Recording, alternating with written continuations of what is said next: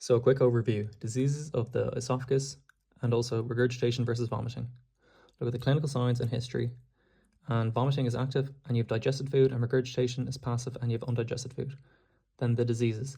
First is esophagitis, gastroesophageal reflux, motility disorders, which is megaesophagus, esophageal foreign body, spirocercal loopy, hiatal hernia, and persistent right aortic arch. Diseases of the esophagus in dogs and cats, regurgitation and vomitus. For the history and clinical signs, look at dysphagia. Is there any swallowing difficulties? Or edonophagia. Is there painful swallowing? See if there's excess salivation and changes in appetite. Or aspiration pneumonia, such as coughing, fever, and dyspnea, and pulmonary crackles.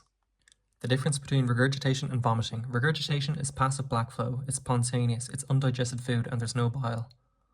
Vomiting involves nausea and drooling. It is active muscle contractions. The food is often digested or undigested, and there's usually gastric chyme and bile. This is evidence that it has reached the stomach. For the diagnostic evaluation, do the physical examination. See if there's an extended esophagus. Is there any gas or fluid? Does the animal have pneumonia or neurological defects, such as myodrasis? Or can you feel any foreign body? For the laboratory finding, see if there's any increased white blood cells. For radiograph, check if there's any foreign bodies or persistent right aortic arch. For the endoscopy, see if there's a dilated esophagus. See if it's filled with chyme or saliva. This is typical for megaesophagus. The common esophageal diseases are esophagitis, which can be found in stricture, gastroesophageal reflux, motility disorders such as megaesophagus, esophageal foreign body, spirocercal worms, and hiatal hernia in brachycephalic dogs and neoplasia.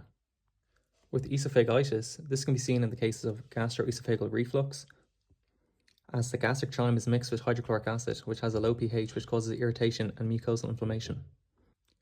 Anesthesia can relax the cardia, causing it to open up, which causes this irritation.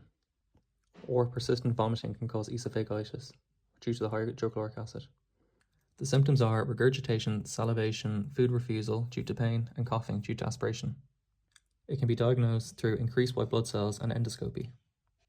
The treatment is to protect the mucosa from acid, so you give omeprazole and prokinetics to increase the motility and to protect from acid reflux. Enteral feeding tubes can also be a solution. And if there's aspiration pneumonia, give antibiotics and mucolytics.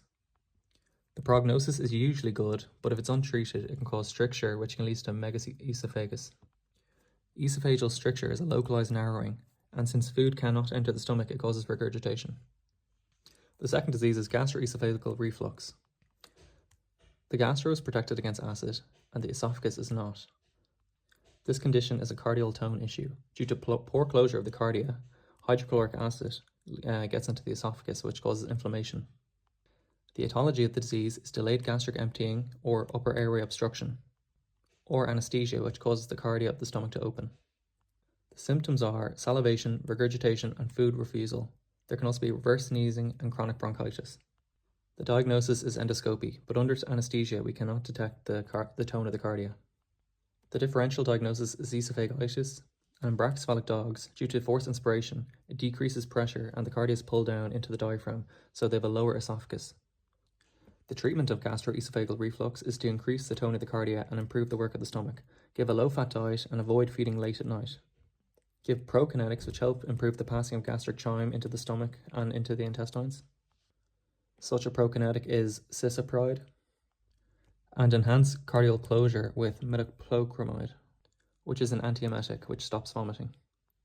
In the case of brachycephalic syndrome, surgery of the upper respiratory tract can help improve breathing. The third disorder are motility disorders, such as megaesophagus. The symptoms are food retention and regurgitation, which causes aspiration pneumonia. The main type is megaesophagus, which is severe dysmotility, or dysautonomia, which is a neurological problem. The clinical manifestation of dysmotility, or megaesophagus, are dysphagia, regurgitation, and bronchopneumonia.